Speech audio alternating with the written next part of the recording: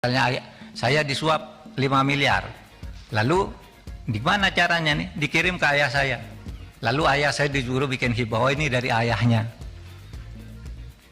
Itu bisa. Ada juga yang rekening, saudara, saya buka rekening 10 miliar atas nama saya, lalu ATM-nya diserahkan Pak Sahron, nih Pak, ambil uang ini sesuka-suka kamu, namanya saya, tapi Anda yang ngambil di ATM setiap kau butuh sampai habis. Itu pencucian uang ya. Nah, yang dikerjakan dari data ini adalah kerja-kerja seperti itu, menggunakan rekening atas nama orang lain untuk menyimpan hasil kejahatan, melakukan transaksi pembelian barang fiktif, dilakukan pembayaran namun barang tidak pernah dikirimkan. Misalnya begini, dari sebuah organisasi di Arab Saudi itu ngirim uang ke Gresik, apa? Membeli sejadah produk Gresik dan peci. Jelas pengirimannya ke satu perusahaan, tapi barangnya tidak pernah balik. Dari Gresik tidak ada, apa itu? Untuk dibuat bom. Itu pencucian uang di bidang terorisme. Gitu. Kemudian menyimpan harta hasil kejahatan dalam safe deposit box atau tempat lainnya, masuk. Nah, saudara, dengan mengerti ini, maka saudara, sekarang saya masuk ke dalam substansi perkaranya. Saudara, dari keterangan Bu Sri Mulyani tadi, saya ingin menjelaskan fakta dan nanti datanya bisa ambil di sini. Bisa saya tunjukkan di sana lalu ambil. Bahwa ada kekeliruan pemahaman Ibu Sri Mulyani dan penjelasan Ibu Sri Mulyani karena ditutupnya akses yang sebenarnya dari bawah, sehingga apa yang beliau jelaskan tadi itu adalah data yang diterima tanggal 14 ketika bertemu dengan Pak Ivan, sehingga disebut yang terakhir itu, yang semula ketika ditanya oleh Bu Sri Mulyani itu, ini apa kok ada uang 189? Itu pejabat tingginya yang eselon 1 itu. Oh, enggak ada Bu di sini. Enggak pernah ada katanya. Ini tahun 2020 kata Bu. Enggak pernah ada. Ada Pak Ivan? Enggak ada. Baru dia, oh iya nanti dicari katanya. Dan itu nyangkut 189. Nanti dijelaskan oleh Pak.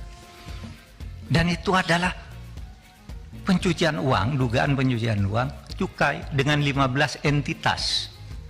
Tapi apa laporannya? Menjadi pajak. Sehingga kita diteliti, oh iya ini perusahaannya banyak, hartanya banyak, pajaknya kurang, padahal ini cukai laporannya. Apa itu? Emas. Ya.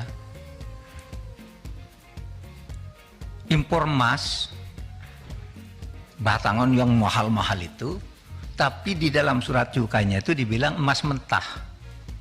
Diperiksa oleh PPT3, diselidiki.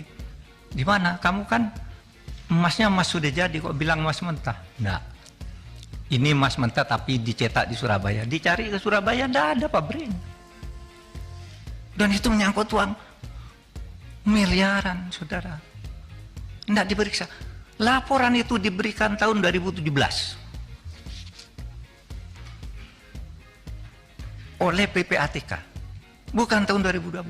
2017 diberikan, tidak pakai surat, tapi diserahkan oleh Ketua PPATK langsung kepada Kementerian Keuangan yang diwakili oleh Dirjen Bea Cukai, Irjen Kementerian Keuangan, dan 2 orang lainnya.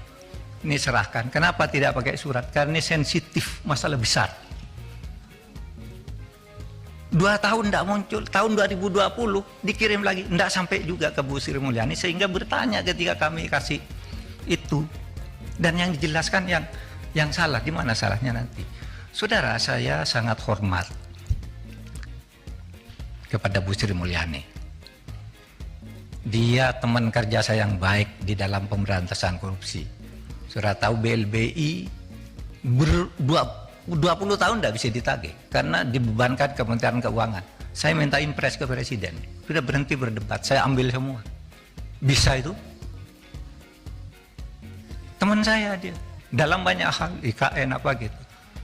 Kalau saya kagum, kalau di kabinet menerangkan masalah apapun yang paling bisa menjadi sederhana bagi di anggaran negara. Sehingga saya percaya dia Menteri Keuangan terbaik, tetapi akses dari bawah tidak masuk.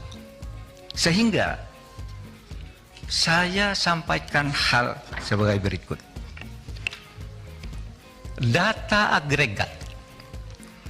Ya, berikutnya. Halaman berikutnya.